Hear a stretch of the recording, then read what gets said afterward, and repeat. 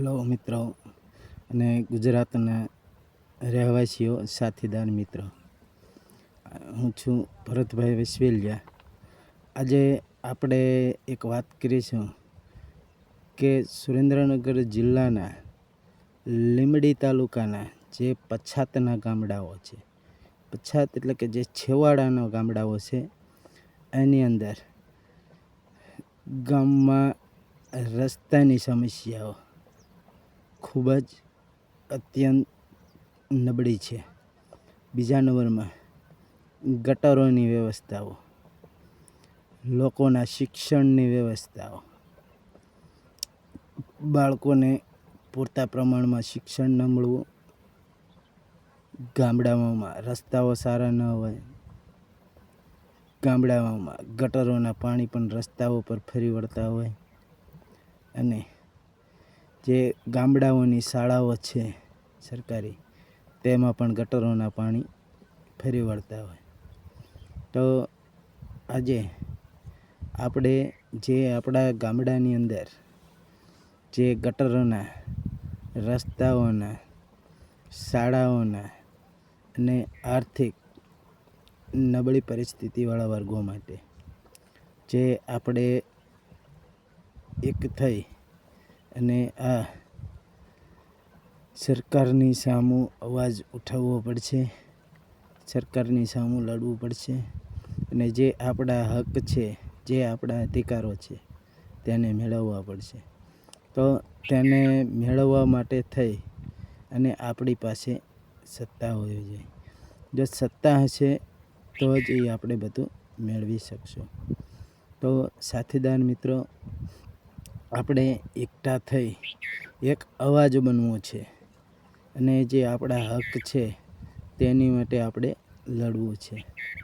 તો આપણા હક અને અધિકાર મેળવવા માટે થઈ અને આપણે એક અવાજ ઉઠાવવાનો છે.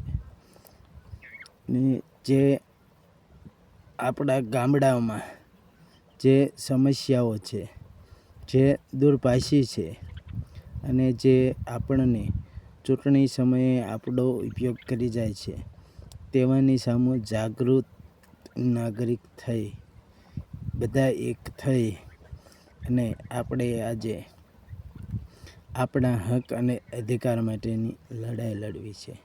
આપણે ગુજરાતને સ્વરાજ સ્થાપવું છે.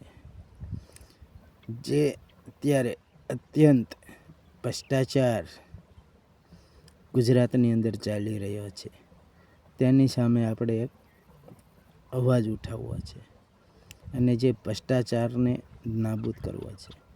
તો એ ભ્રષ્ટાચાર નાબૂદ કરવા માટે આપણે ગમે એટલા આંદોલન કરશું, ગમે એટલી રેલીઓ કરશું, તો એનો કોઈ નિકાલ કે નિર્ણય આવવાનો નથી. કારણ કે તેને આપણે રોકવા માટે થઈ આપણી પાસે સત્તા હોવી જોઈએ. સત્તા છે તો બધું શક્ય છે, નકર કાંઈ જ થવાનું નથી. આંદોલન કે રેલીઓ કરવાથી આપણને કોઈ ભ્રષ્ટાચાર કરતાં આપણે એમને રોકી શકશું નહીં. તો તેની માટે થઈ આજે આપણે એમની સામે અવાજ ઉઠાવવો પડશે. તો આપણા લીંબડી તાલુકાના ગ્રામ્ય વિસ્તારના સાથીદાર મિત્રોને મારી એક નમ્ર અપીલ છે કે આપણે એક જૂથ થઈ એક અવાજ ઉઠાવી અને આપણા ગામડાને સ્વરાજ ગામ તરીકે સ્થાપવા માટે આપણા ગામની જવાબદારી આપણા હાથમાં હોવી જોઈએ. તેની માટે આપણે એકઠા થઈ જ્યાં પણ અમારી જરૂર પડશે ત્યાં અમે અચૂક હાજર રહીશું.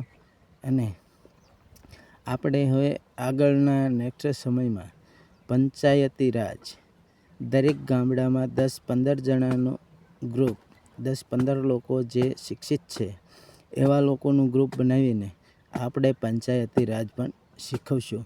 તો પંચાયતી રાજથી આપણું ગામ, આપણું જે ગામ સદ્ધર અને સરળતાથી સુંદર બને એવી આપણે કોશિશ કરશું.